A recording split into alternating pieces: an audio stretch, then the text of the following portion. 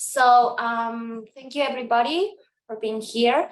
We are going to present a business case for Danone-Waters network in Mexico. We use Teni Logistics, and I'm Claudia Vázquez del Mercado, partner at VP Consulting.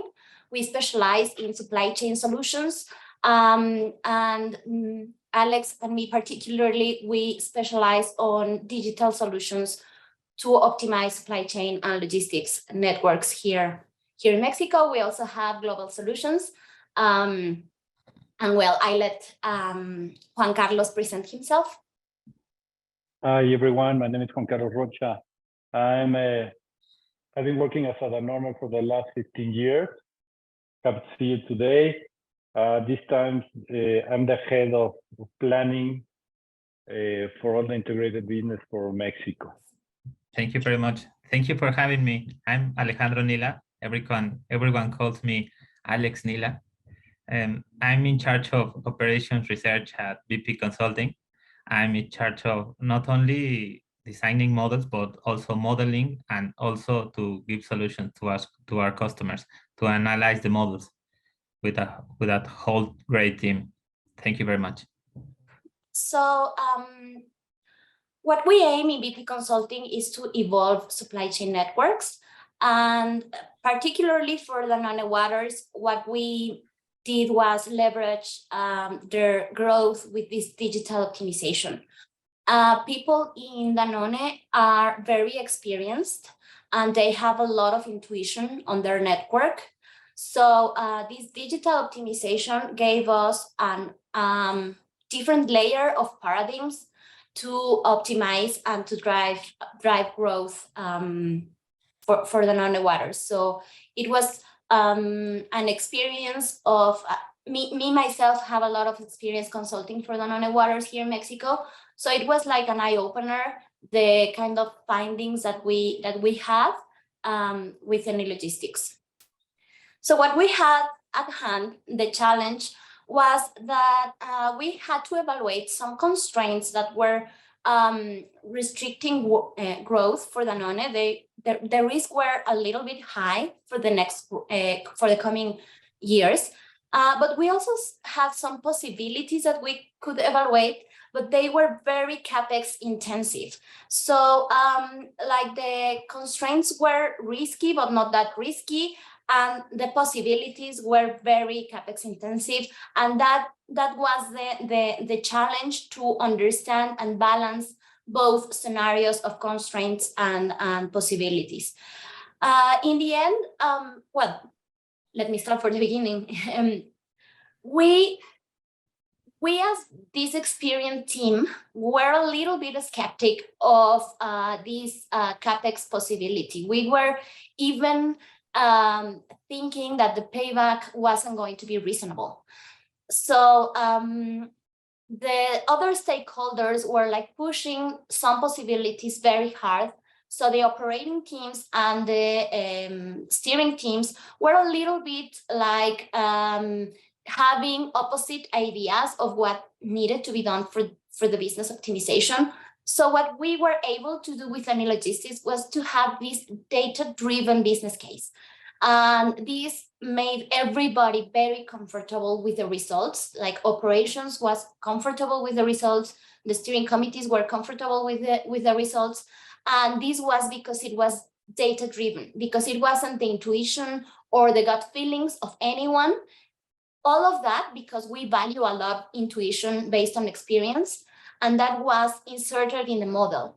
So in the end, we all felt that our expertise and but also some eye-opener ideas were in the table, and that was the final result. We are going to see the financial results in a minute.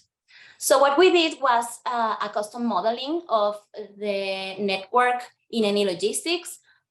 We modeled 5 manufacturing locations, 20 production lines for 170 SKUs, distributing product to over 300 destinations. So we modeled everything integrally so we could understand all the possibilities of the optimization.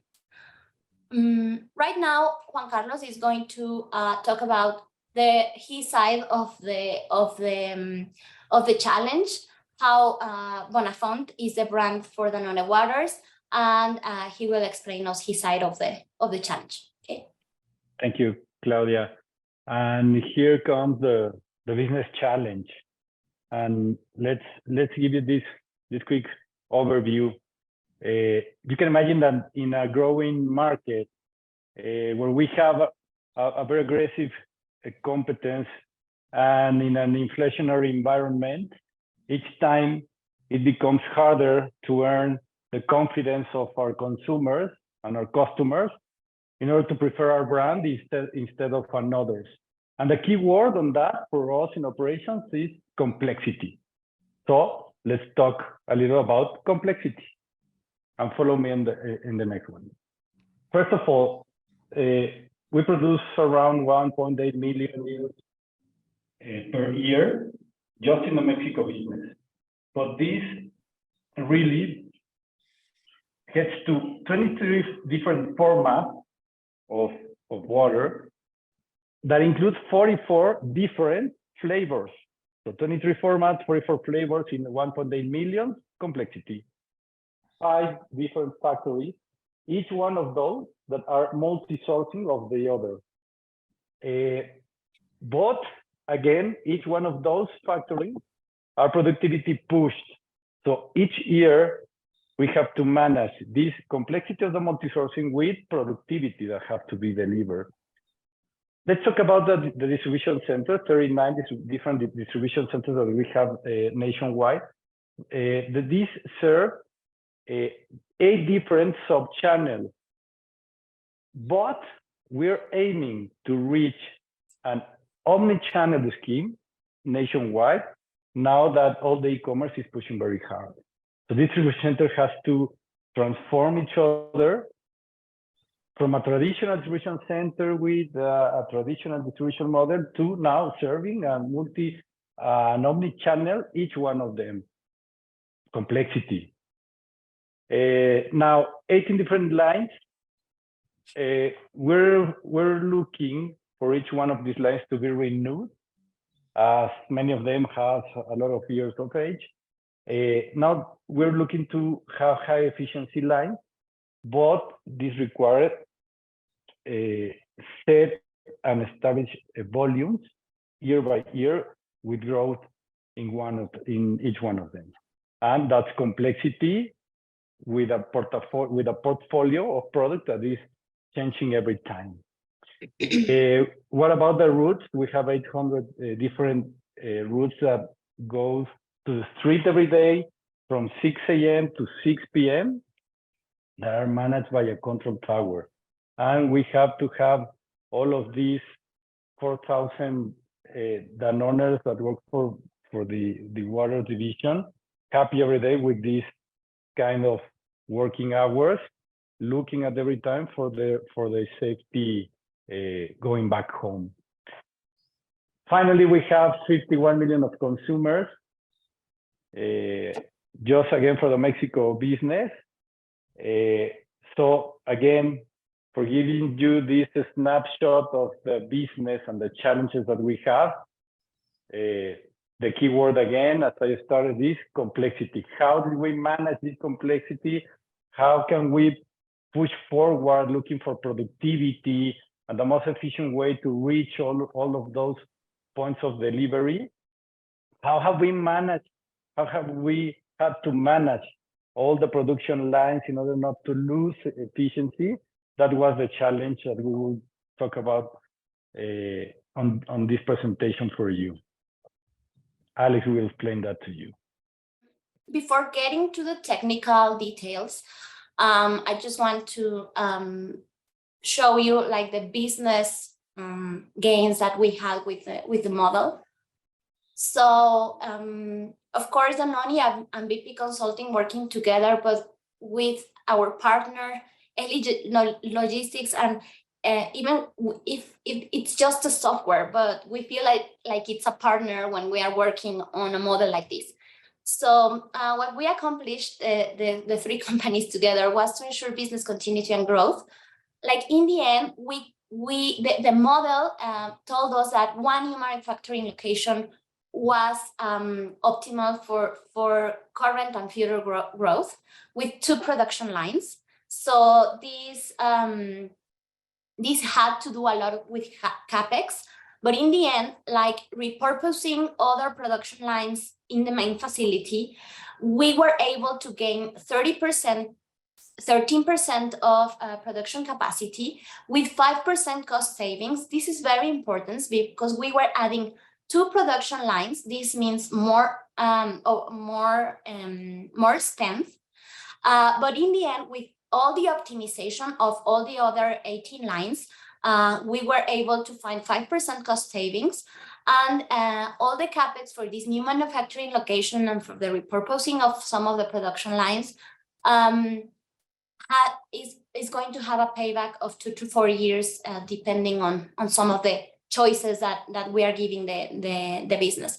So this, as I was saying in the beginning, like all the stakeholders were very skeptic of the payback of the project, of having another manufacturing location. But Any Logistics gave us a very easy way to make this decision data-driven. So here we are pushing for a mindset of digital supply chain optimization that balances expertise with these digital environments to give more attractive and business cases, and the decisions can be data-driven and can be accelerated and can be a no-brainer, so the businesses can move on more agilely. Now we're going to go into the technical happenings of the challenge. Alex, thank you. Thank you very much. Thank you very much, Juan Carlos. Well, I'm explaining first the slide. In the left side, you can see some features of any logistics. In the middle side, you can see a map from the network of Bonafont. And then I'm starting to talking to you about the model. So Juan Carlos talked about complexity, and yes, this is all about managing complexity. There are very different kind of modelers here in this conference. Maybe you're a student, maybe you're a consultant, you work with another software. I was one of those. One time I had the chance to model even this network in another software. So if you like to question about how changing into any logistics, I'm free to answer.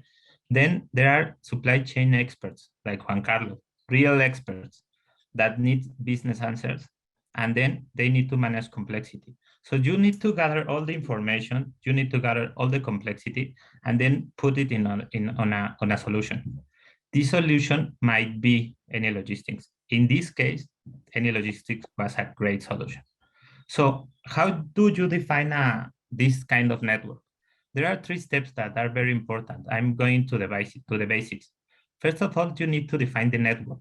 You know, the sites, where are the customers, how many products, all the flows that you have inside the network, and then you're going to the next step, looking at the costs. Then the costs, most of all, are focused on transportation, but in this case, we are still focused also in manufacturing costs. So costs are a very, very important part of this optimization. And then when you have network, you have costs, then you have to manage with constraints. Then you model your constraints. There are a lot of constraints in this model. I'm going to explain a lot of that, and then it here's easy. You only need to solve the model and analyze it, right? Well, let me talk you specific about the model of Bonafont. Bonafont has in the model, it has every flavor, every size, every presentation. In the case of Bonafont, the business answers must be very granular level. Why? Because they need to know not only about where to produce, but also where to produce a specific SKU. So in every facility, we have mapped every facility and restricted every capacity, not only at a production level, but also at a line level. So all the sites are geolocated, all the customers are geo-referenced, automatically taken into account or given by the help of any logistics geo-reference tool. So now we have talking about defining the network, all the complexity that Juan Carlos talked about inside the model. Then what about specific business custom constraints? We made an special view on manufacturing, and I'm going to explain what about manufacturing and what about custom constraints in specific with any logistics. If you are not an expert in any logistics, maybe this is going to sound a little bit complex, but I'm going into that. You know that inside in logistics, you can have production and you can have a site of manufacturing. But every line or every row in any logistics can be labeled. So in this case, we wrote a label for every line and for every product. And that label is associated with a production rate, you know, for, I don't know, to the hours or the minutes that a bottle of water can be produced. Then those rates and those custom constraints are limited by other custom constraints. These custom constraints are step cost custom constraints. So let me talk to you about a filler company, right? You take the bottle, you fill the water, and then you take a time for every bottle. But then you take a time for every changeover. But then you take a time for downtime. And then you can have the total available time for that line, and that is limited by week, by day, by the period you want. And then that have a cost, a variable cost that is for every bottle, and a fixed cost for every line and every site. So you can put all these custom constraints inside any logistics, and then you can run a model that can tell you where to produce and how to serve your customers. Maybe this could sound difficult to build. In other softwares, you have sometimes the specific tables where you can fill work centers, when you can fill processes. But I can say this is way better, because you can do whatever you want, and you can put every specific business custom constraints that you like. So that takes you to the next level, to take on-demand what-if scenarios. So we already talked about, Juan Carlos is an expert and his team is great, and they know all about Bonafont, and they know all about logistics and all about manufacturing. We are in another level of that, but we need to help them with a lot of scenarios and with a lot of questions and with a lot of answers. So they have the information, they have a team who can give us the demand, the forecast demand, the season demand, the located increased capacity demand, etc. So with all that information, with all this complexity, we had the chance to give a lot of answers, a lot of scenarios, and a lot of different questions that they don't have the time to do, even when they experts, and they could run the models. This is not their role. They have a lot of time in what they do, and they do really great. And then we managed to help them with all these scenarios. So the answers of the business were about, of course, total system cost. We compare baseline scenarios with a lot of scenarios, and we could know manufacturing, warehousing, and transportation to do a really fine business case. Then the behavior of every line and every SKU on the production line, and of course, associated with the transportation rate per cost for the customers. So all this model and this complexity that Juan Carlos talks about is available now on any logistics, and it's ready to do not only one scenario, but we can still do different scenarios. We can go deep into another thing, into transportation, into last mile. Maybe we can then go and run some simulation that it's very important about the dynamics. So all this about and all this model is what we were privileged to build, and we are very happy to present today.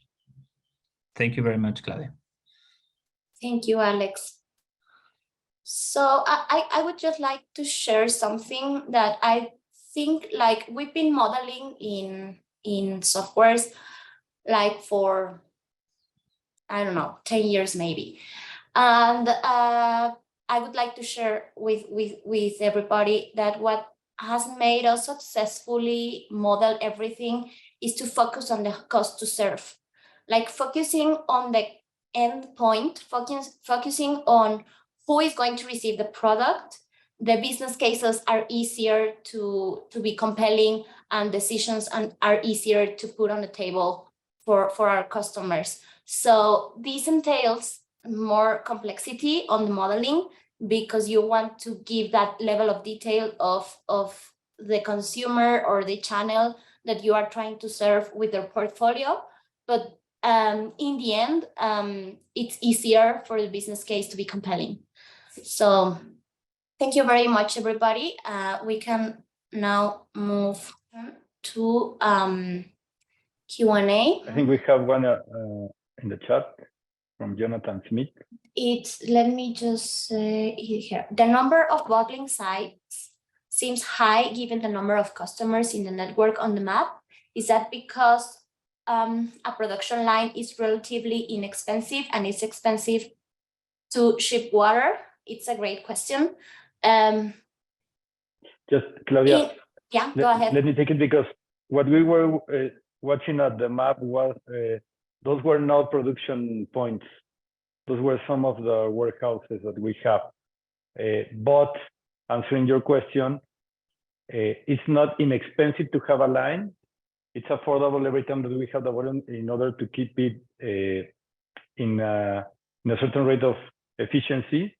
But the other part is, yes, it's expensive to ship water around the country within a radio more than 300 or 500 kilometers. So the production points that we have are located strategically just to cover these rates. Yeah, so that's precisely the challenge for these business cases for water in Mexico, because distances are very large.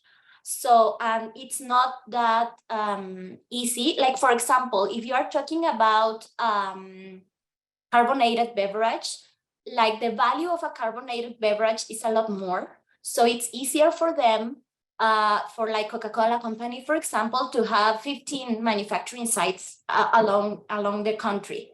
But when you are talking about water has a little bit more complexity in its production, and it has less value. So it's very expensive to fulfill all the market in Mexico, and nationwide, bottled water in Mexico is has a lot of consumption because of other issues. So this is a specific challenge for Bonafont to have an efficient and profitable network with this kind of portfolio. So 5 sites sound, we would like to have 10, but it's not financially feasible. So in terms of logistics, 10 sites would be better, but in terms of manufacturing sites cost, then we can now we can afford 6 locations. So there's another question. Why so many production sites in central Mexico? Capacity demand. Also, the map shows Baja California customers getting service from the main line. Was that by a ferry? Yeah, there's ferry for the south of Baja California. For the north of Baja California, ground transportation is better. And yeah, in Mexico, we have mostly 45% of the demand. And also there are some other flavors. It's not just bottled water, but they also have juices and water with flavor.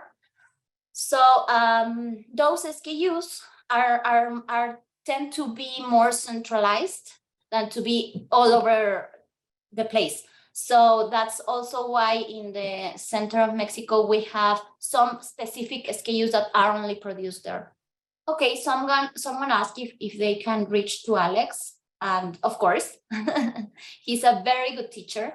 And he knows I'd a be lot happy of, to hear anything yes, from you. yes. And yeah, what he has to learn is to connect all the technical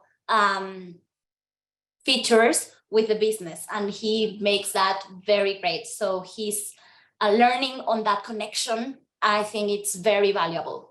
Okay, I don't know if you saw, there's another question in the question and answer field. It's asking about what was the easiest and the hardest in logistics projects for BP Consulting. Okay, could you please, what are the easiest and the hardest? Okay, I'm having trouble thinking on the easiest. Yes, me also. All of them have their challenges, but I think maybe if it's like different complications, because our aim is not to solve the network, but to have a business case. So to have a business case, sometimes if a network is already very optimized, it is very hard to get to an attractive business case.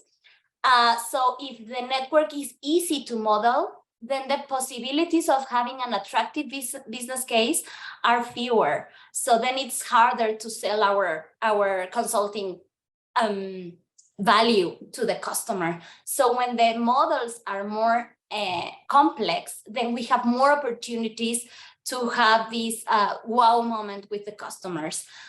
So we prefer like this integral supply chain, including manufacturing capacities and logistics networks. But those are the more complex, and the easiest are just relying on the logistics side of the supply network. Yes, it's easy to model on any logistics, greenfield network, even transportation, and then simulation. But to gather information, it's a real pain. So maybe if we could have the information really right, like what happened on Bonafont where they have all the information gathered and really great structured, would be easy, like in this case.